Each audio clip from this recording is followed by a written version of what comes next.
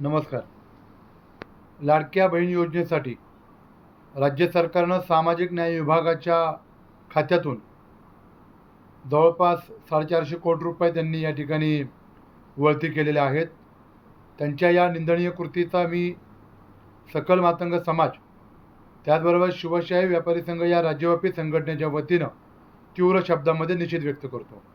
या राज्य सरकारने वेळोवेळी बहुजन समाजाच्या न्याय आणि हक्कासाठी असलेल्या सामाजिक न्याय विभागाच्या माध्यमातून त्यांच्यात असलेला निधी हा इतरत्र वळती केलेला आहे.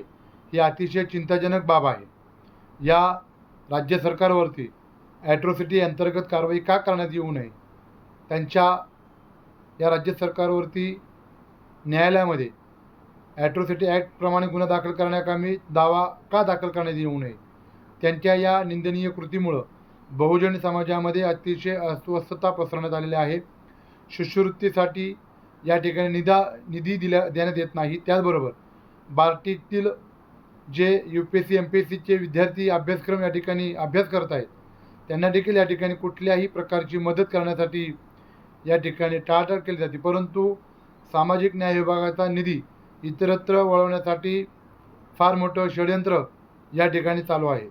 यांच्या या सर्व निंदनीय कृतीचा मी तीव्र शब्दामध्ये निषेध व्यक्त करतो.